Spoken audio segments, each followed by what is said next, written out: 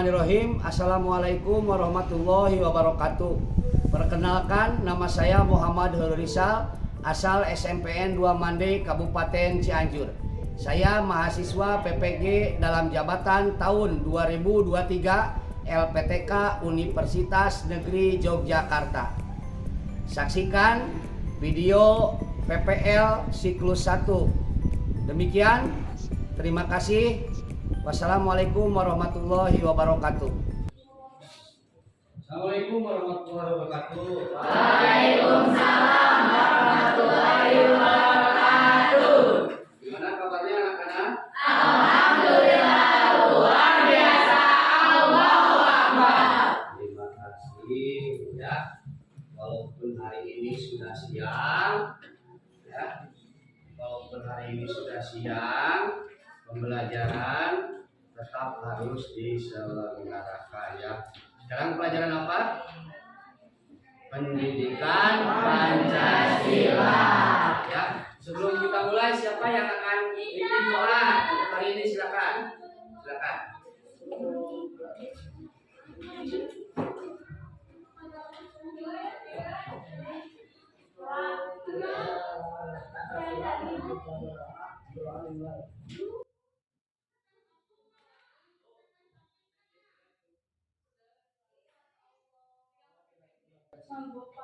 Terima kasih ya sudah mimpin doanya ya. Nanti minggu depan bagian yang lainnya ya. Bapak absen dulu ya. Ahmad Mulyana, Ai Mariam, Ajar, Sakir, Arif, izin ya. Yang lainnya ya. Hadir semua ya. Terima kasih. Ya. Untuk hari ini, sebelum kita belajar, gimana? Minggu kemarin liburannya gimana? Alhamdulillah lancar. Terima kasih ya.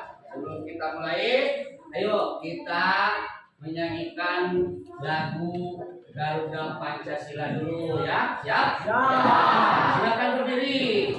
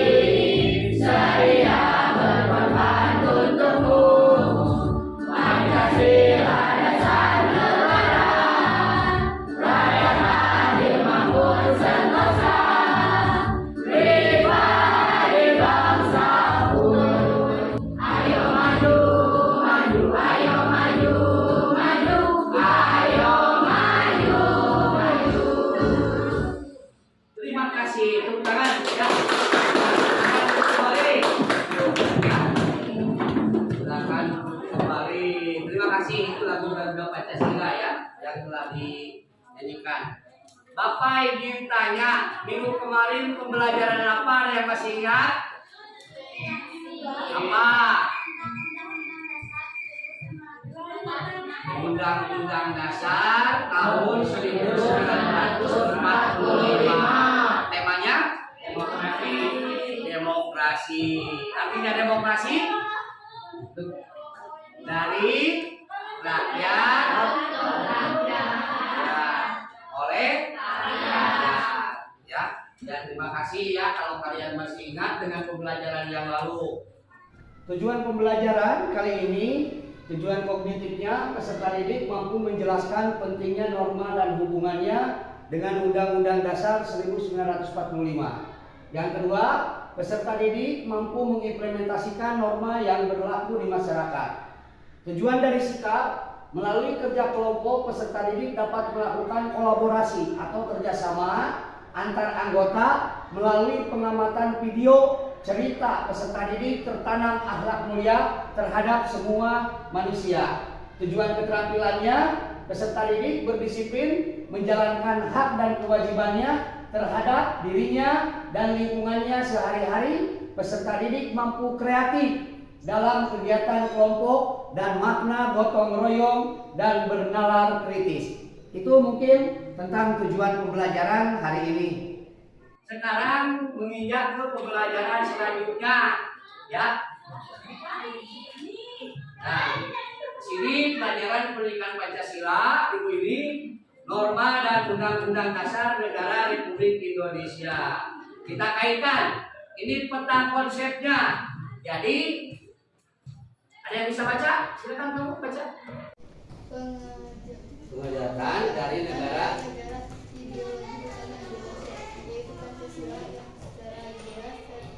tertuang dalam pembukaan. Nah, ini adalah undang-undang dasar, ya. Peta konsepnya negara Republik Indonesia adalah konstitusi dan sumber utama hukum yang berlaku di negara kita. Konstitusi, so baca. Konstitusi adalah norma negara dan yang terutama hukum yang dibentuk dalam pemerintahan negara Modifikasi undang-undang ini tetapi hanya meletakkan asas yang menjadi peraturan lainnya. Ketika sebuah negara diberikan konstitusi aturan dan prinsip orang-orang dan Nah, bagus ya. Konstitusi adalah norma negara dan tatanan hukum. Jadi kaitan di dalam peta konsep ini adalah undang-undang dasar, sumber utama hukum yang berlaku di negara kita, ya. Konstitusinya adalah norma negara. Pernah dengar norma? Pernah mendengar norma? Norma itu apa, Cina? Apa? Aturan untuk menata kehidupan manusia di dalam masyarakat. Aturan yang ada di masyarakat. Nah, kalian atau kita dalam aktivitas masyarakat pastinya banyak aturan-aturan. Misalnya, kita tidak boleh makan oleh tangan kiri. Itu termasuk kepada norma sosial kesopanan. Ya, tidak boleh makan menggunakan tangan kiri, tidak boleh menerobos antrian. Kalau udah mengantri, terus ada yang datang, tiba-tiba ada di depan, ya, itu tidak sopan, ya. Ini sebagai norma sosial. Lantas, ya, apa yang dinamakan dengan norma? Tadi apa norma kan? Aturan, ya. Ya, ada yang lebih rinci lagi. Atas apa yang dinamakan dengan norma? Pada hakikatnya, norma itu kaidah atau ketentuan yang dijadikan sebagai pedoman tingkah laku manusia dalam kehidupan masyarakat. Menurut Kamus Bahasa Indonesia, norma diartikan sebagai aturan atau ketentuan yang mengikat warga, kelompok dalam masyarakat. Norma dapat berbentuk secara tertulis, ada yang tertulis dan ada yang tidak tertulis. Tidak boleh melanggar lalu lintas, mencuri ataupun membolos ke sekolah. Sedangkan norma yang tidak tertulis, misalnya kita makan yang benar dan sopan santun, norma-norma yang ada di masyarakat. Jadi itu yang tidak tertulis. Seperti kalau kita mau berangkat ke sekolah, kita cium tangan orang tua, itu tidak tertulis, tapi itu merupakan aturan, ya, norma, sebuah kebiasaan, ya. Selanjutnya, norma ini memiliki fungsi yang diantaranya pertama, mengatur kalian perilaku masyarakat. Yang kedua, digunakan sebagai panduan singkat. Yang ketiga, sebagai tatanan masyarakat agar masyarakat aman, tentram. Yang keempat, sebagai pengendali masyarakat agar masyarakat tidak berbuat jahat, tidak melakukan atau melanggar norma sosial di masyarakat. Pastinya memiliki berbagai macam, seperti norma agama, norma apa lagi? Kesusilaan, norma kesopanan, dan yang terakhir adalah norma hukum. Ya, nah ini macam-macam norma, ya. Contoh norma agama. Norma agama ini adalah sekumpulan peraturan hidup manusia yang ajarannya berasal dari Tuhan. Ya, sumbernya adalah dan Al-Hadis. Ya, sumbernya adalah Al-Quran dan Al-Hadis bagi umat Islam. Ya, nah ini disampaikan kepada manusia melalui Rasulnya. Kehidupan beragama di Indonesia diatur di dalam sila pertama Pancasila. Sila pertamanya apa? Ketuhanan yang Maha Esa. Dan kalau di undang-undang diatur dalam pasal 29. Pasal 29 kebebasan untuk kalian memeluk agama sesuai dengan kepercayaan masing-masing. Ya, warga negara berhak memilih. Jadi tidak dipaksakan kamu harus agama ini tidak. Ini ya norma agama. Nah ini tujuannya agar terjadi keharmonisan masyarakat sehingga masyarakat Hindu, Buddha, Islam, Kristen, Konghucu itu bisa hidup dengan tentram dalam menjalankan ibadahnya masing-masing. Ya, norma agama, norma kesusilaan. Norma kesusilaan merupakan peraturan hidup yang bersumber dari suara hati kalian, ya, suara hati manusia. Ada persamaan dengan kelahiran atau keberadaan manusia itu sendiri. Contohnya jenis kelamin, suku bangsanya, perilaku sesuai dengan norma kesusilaan, berlaku jujur, ya, kepada siapapun kalian harus jujur, ya, kemudian tidak sombong, tidak iri kepada siapapun, ya. Kita seorang melakukan norma kesusilaan akan mendapatkan sanksi-sanksinya berupa perasaan bersalah. Kalau kalian setelah berbohong ternyata kalian ketahuan, pasti dalam hatinya punya perasaan bersalah. Ya, paham kan? Ya, ini norma kesusilaan. Selanjutnya adalah norma kesopanan. Ini mungkin kalian sudah berhubungan dengan pergaulan manusia dalam kehidupan sehari-hari. Kebiasaan-kebiasaan masyarakat dalam mengatur kehidupan kelompoknya. Contoh norma ini berbicara dengan sopan. Ya, kalian dengan teman harus berbicara sopan santun, saling menghargai. Terus kalau kalian mau berpergian, berpakaian yang tepat, ya. Berpakaian jangan yang sampai sekarang seksi ataupun tidak laju. Ya, kalian mau berpergian berarti berpakaian yang tepat saat keluar rumah. Terhadap pelanggaran ini berupa pengucilan oleh masyarakat sendiri. Contoh, kalau misalnya kita tidak benar, tidak sopan, pasti akan dibicarakan oleh tetangga terdekat. Berpakaian tidak sopan akan dibicarakan oleh orang tetangga atau orang lain yang terdekat. Ya, jadi itu mah pulangnya suka malam. Tidak pernah ke masjid, tidak pernah mengaji. Nah itu ya, ini norma kesopanan. Dan norma terakhir adalah norma hukum. Nah ini norma hukum ini biasanya dibuat oleh badan-badan. Ini tertulis. Contohnya, apa ada yang bisa tahu nggak? Parkir.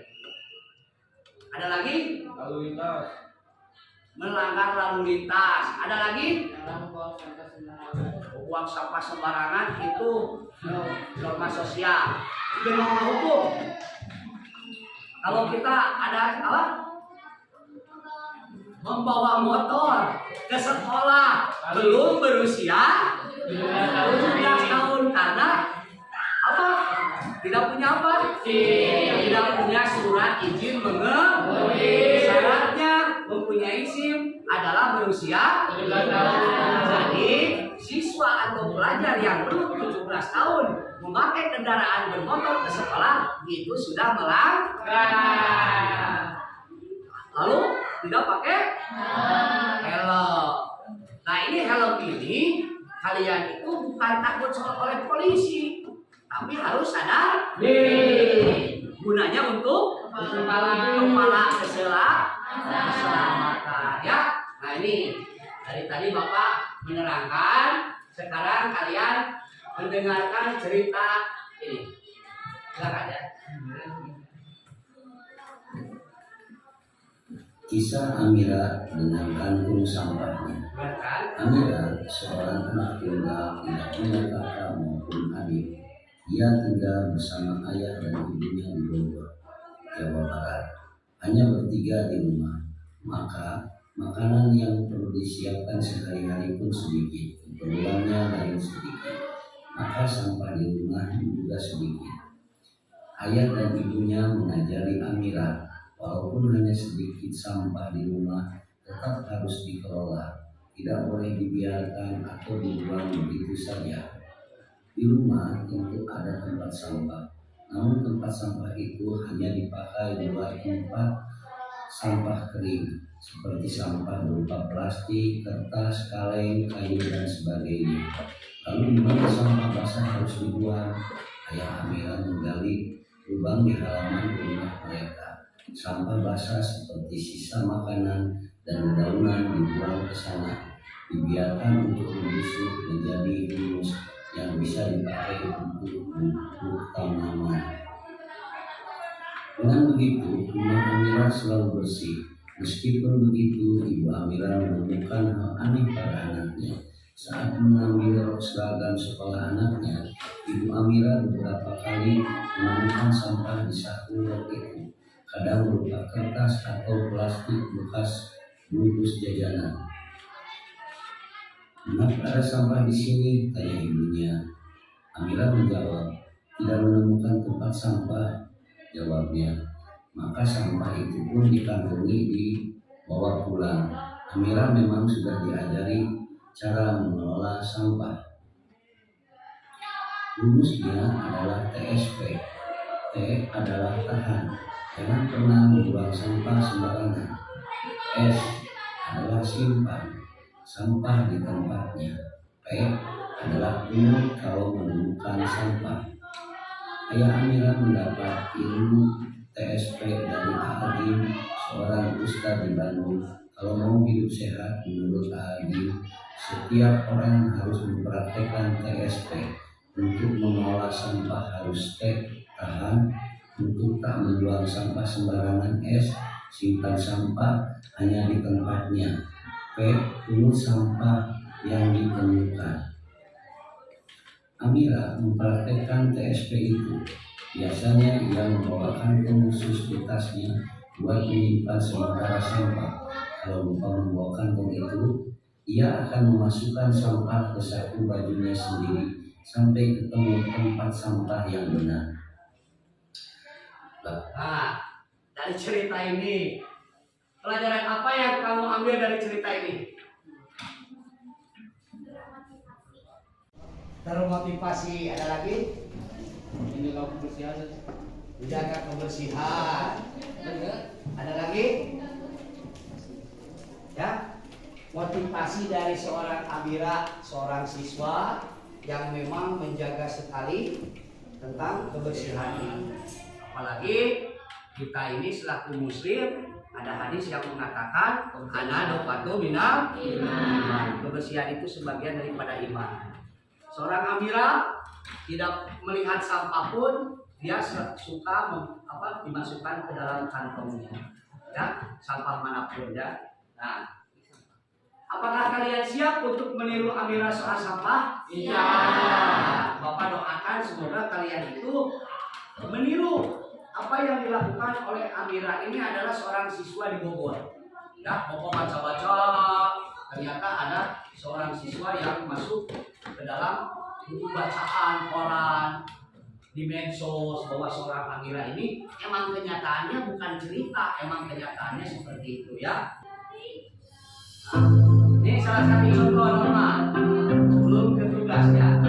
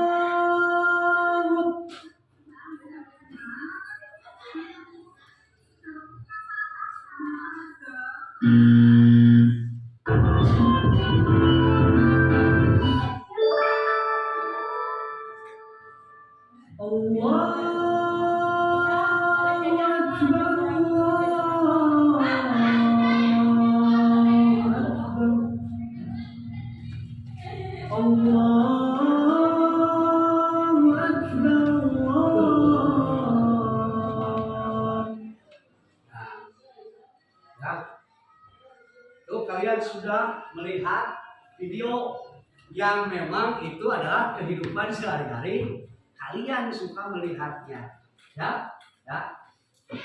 Nanti diskusikan, Bapak memberi LKPD kepada kalian, ya, di tugas kelompok. Setelah kalian melihat video, setelah kalian sudah diterangkan oleh Bapak, nanti kalian di sini ada tugas kelompok kerjakan. Ya, silakan. Ya.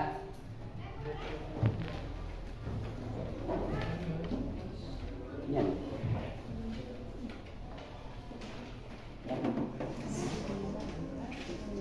Silakan berdiskusi.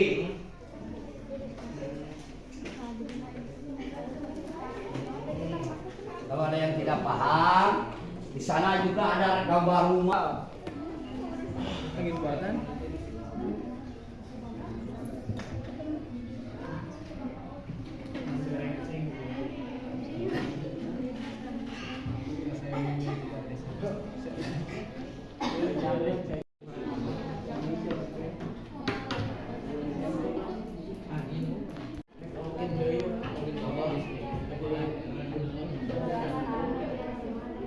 Sopanan yang mengatur segala bentuk tindakan yang dianggap sopan dan tidak sopan kepada dalam masyarakat. Norma kesusilaan. Norma ini berasal dari anak nurani dan rumah akan terlihat berantakan. Poin yang ketiga, jelaskan nilai penting norma dan memberikan contohnya nyata perilaku yang sesuai norma. Hewan yang mengikat warga kelompok dalam masyarakat dipakai sebagai paduan, tatanan, dan pengendali tingkah laku yang sesuai dan bisa diterima. Untuk soal yang kedua, bagaimana jika rumah tidak ada aturan atau norma? Ya kan tidak, Pak. Saya belum mengerti tentang ini. Pak, saya tidak mengerti ini masuknya ke dalam norma apa. Paham? Paham. Terima kasih kalau paham. Waktu nama Sekarang kalian ini kerja pribadi masing-masing, bukan kerja kelompok. Ya.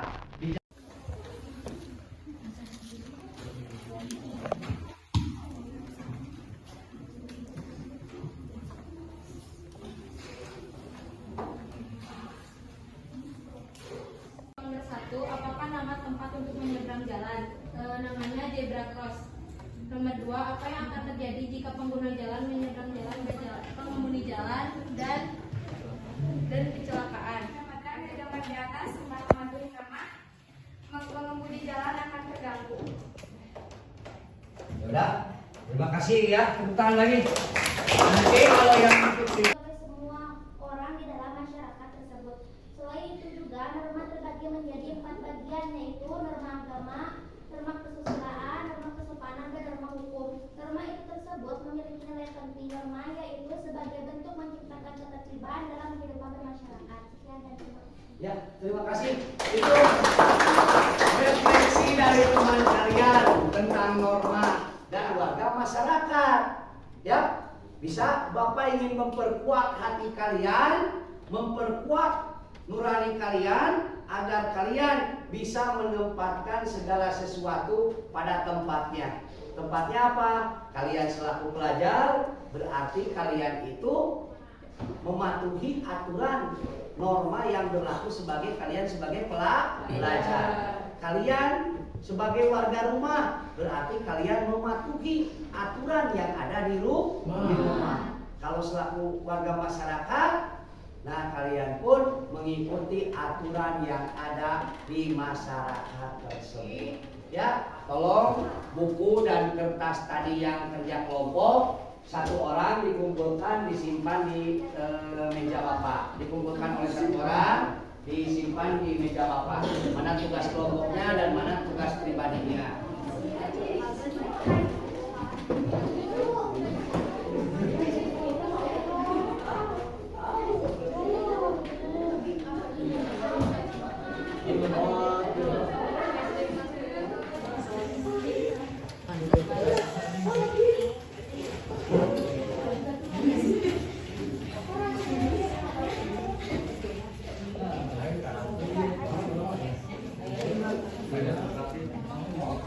Ini ada nilai terbaik ya. Beri tepuk tangan. Semoga kalian nanti yang lainnya minggu depan bisa terbaik juga ya. Bisa mengerti ya. Yang pertama adalah Siska, ya tepuk tangan ya. Terus Putri Amelia. Terus Intan. Terus baca ya. Ambak. Ya, disebutnya ambak. Ini bahasanya ada ambak, kalau bahasa Bapak ambak. Ambak ini apa manfaatnya bagiku setelah pembelajaran ini? Nanti kalian refleksikan di rumah. Oh ternyata setelah belajar dengan Faisal pendidikan Pancasila, betul juga saya akan melaksanakan pembelajaran itu dengan cara mengimplementasikan kehidupan sehari-harinya. Terima kasih. Sebelum kita mengakhiri ya, kita tepuk semangat dulu biar masih semangat. Ya, tepuk semangat. Semangat. Terima kasih. Siapa yang mau mimpin doa? Ya, silakan. Siapa? Doa ya.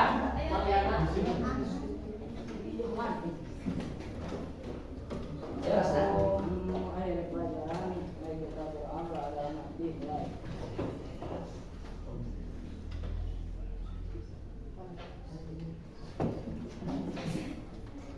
Selesai.